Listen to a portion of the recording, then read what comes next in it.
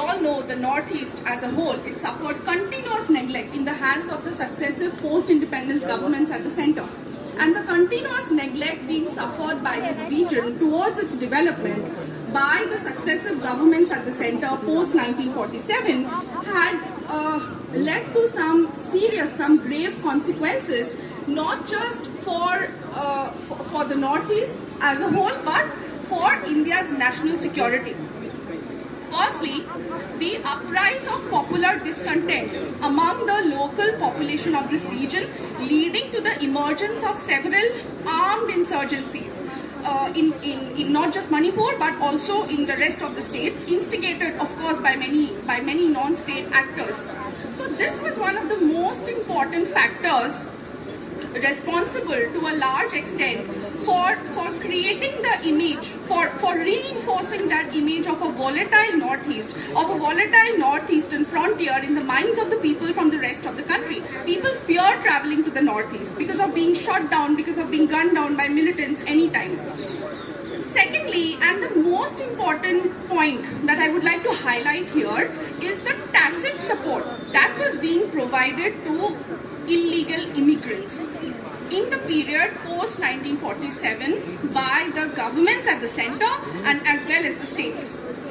And over a period of time, it led to a situation where massive immigrations, where immigrations on a large scale, and by immigrations here I'm not talking about just immigration from Bangladesh, but immigrations from other countries as well, from other countries across the border with which the Northeast shares a border. So immigrations from not just Bangladesh but also other countries led to a situation over a period of time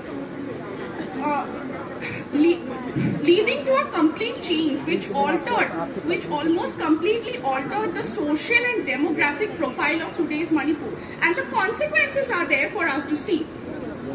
So the proud kingdom of Manipur, where there was continuous resistance against cultural colonization by foreign forces during the period of Islamic imperialism, then again later during the Burmese invasions, also during the period of the British colonial rule, had now fallen prey to the menace of illegal immigration post-1947. And the end result, the result of all of this has been the eradication, the complete disappearance of so many native cultures and indigenous traditions from these places, especially the border districts of Manipur. In many of these places, in many villages of the border districts of Manipur, especially Churachandpur, many villages which are today dominated by one particular community, earlier used to be the original habitations, the original settlements of the Zeliangrong Nagas, especially the Rongmei Nagas, but not a single Naga is to be found in these villages today. The same holds true for Morek, the infamous border town of Manipur. So this is the reality. Also, in the beginning I was talking about the way the narrative has been portrayed to the world in the media and as well as the academia. This has done much harm than good. I get to see that it has been decried by many in the leftist Indian media houses and as well as the Marxist intelligentsia that the Manipur violence is the result of long years of oppression and discrimination against the tribal communities of Manipur by the majority Meitei community, which is completely false. And the intellectual sepoys who play at the hands of the Western academia and sitting in some top positions in central universities across India, they have continuously tried to peddle this fake narrative of cultural oppression against the tribal minority, against the tribals of Manipur by the majority Meiteis. But these same self-styled so-called intellectuals have never bothered to bring to light the cultural genocide of the Bharatiya civilization that is going on in Manipur since the past 1 year. So the present situation in Manipur is an ominous sign of the things that are to come in the future if we do not awaken now, if we do not unite now. It is Manipur which is burning today, but it can be with any other state of Bharat tomorrow, because their goal, their objective is very clear: to divide and destabilize Bharat on all the possible fault lines, to check and stop the economic progress, the economic growth of our country. Manipur, as we all know, is a sensitive border state of Bharat, and it is also the most important gateway to Southeast Asia. So all the major infrastructure and connectivity projects, whether it be the IMTT highway, the India-Myanmar-Thailand, the trilateral highway, the Kaladar multimodal transit and transport project, the Imphal-Jiribam railway connectivity line, all of these projects which connect the northeast with the rest of Bharat, and also gives India access to Southeast Asia. All of these important connectivity and infrastructure projects pass through Manipur. So if Manipur continues to remain destabilized, if Manipur continues to remain disturbed, if Manipur is not economically developed, we know it's going to benefit whom?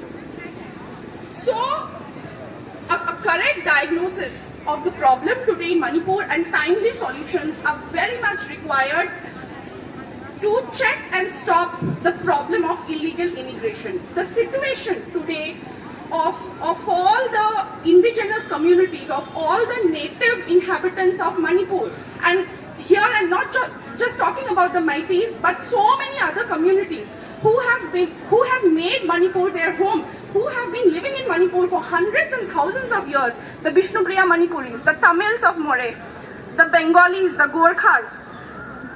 They have made Manipur their home since the last hundreds and thousands of years. Their situation today is symptomatic of the situation, of the condition of people in other states of Bharat, in those states of Bharat, and also in other countries of the world, where the population of illegal immigrants has seen an upward growth.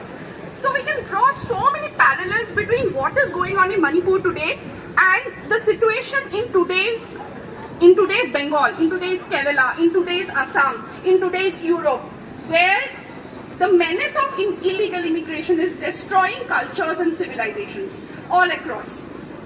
So if we put things in the correct historical perspective, if we try to understand and analyze things from the correct historical perspective, we would be able to understand very clearly that in the context of Manipur, it has always been the immigrants who are the aggressors, and the native communities, they have only reacted to save their lands, to preserve their identity, to save their culture and civilization, which is so indisputably associated with their identity. But in our country, this one-sided narrative called secularism, and minorities being always the victims, and also we have a history of political parties bringing out legislation such as the communally targeted violence bill and this and that, to establish this fake narrative of the so-called majority community being always the aggressor and the minorities as always the victims. And this also fits in very well with the intersectional theory of the West, where the so-called majority community is always at wrong. So the politics in our country itself is skewed in such a manner that everybody is running only after the minority votes, and the so-called majority community is being pushed out continuously, pushed out from here and there to here and so on and so forth by nearly all mainstream political parties. So the larger narrative is that if you are a minority in this country, you are naturally the victim.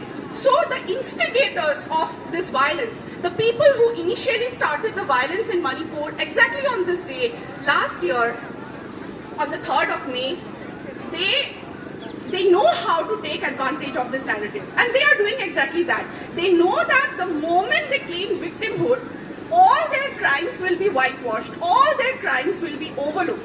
And they also understand it.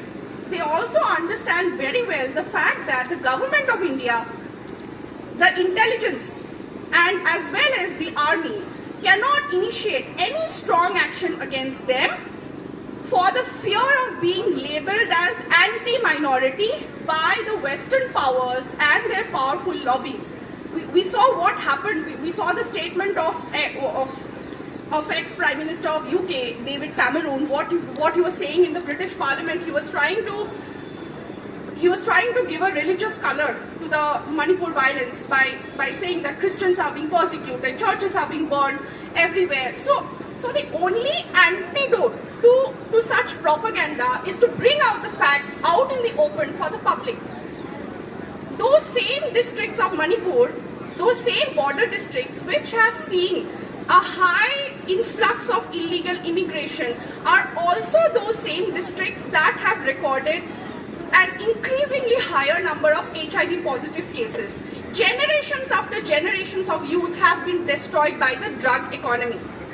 So the people who instigated this violence, they know very well that if they play the victim card, if they play the politics of victimhood, they will not only be able to establish control over the country's political narrative, but also make the Indian state helpless and perplexed because of the compulsions of electoral politics and also internal pressures, of course. And in this way, they have also ensured the safety and security of the drug economy and various other illegal cartels that they are running in Manipur.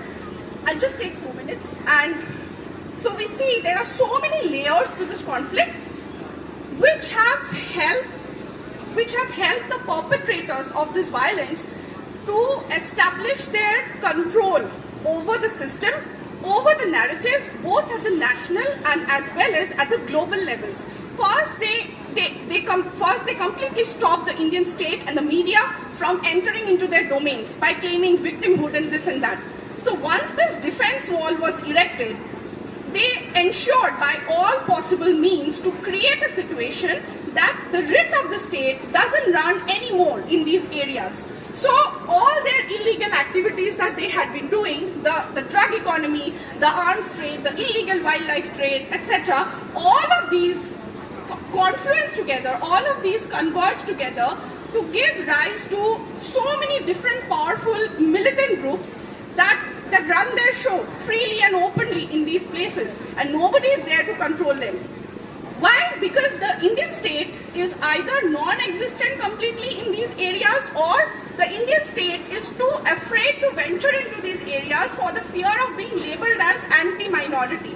So once these 3 stages are complete, the ground is prepared for the final, for the 4th stage, that is the ethnic cleansing which is going on, the genocide of the indigenous communities. And the final nail in the coffin is that by changing the demography of that place, they also change the geographical identity and the names of these places over a period of time. Churachandpur and now Lamka is a very good example of this. Yes, and in this way, they eradicate the native cultures and traditions from these places. They have already eradicated and completely changed the cultural ecosystem of that place. So the ground is prepared very well for an internal rebellion. It is easy for them to prepare the people for a separatist movement demanding a separate administration. So the techniques, the methods of their methods of oppression and persecution are similar everywhere. These people have a history of conflicts with people from other communities, not just in Manipur, but in Tripura, in Assam, in so many other places of the northeast. Their techniques are similar with everyone: rapes, abductions, killings, forcing people to leave their homes, etc., etc. Wherever they go, they have created a conflict situation. They have destroyed all the original, all the native cultures and civilizations of that area. So anybody, any concerned tax-paying citizen of this country who loves this country, who loves peace and tranquility, who is any citizen who is concerned about the welfare and well-being of all, this is a matter of serious concern. This is a matter of grave concern for anyone concerned with peace and the unity and integrity of Bharat, Akhandata of Bharat. I think that's all I have to say. Jai Hind, Vande Mataram, long live Manipur, long live Bharat.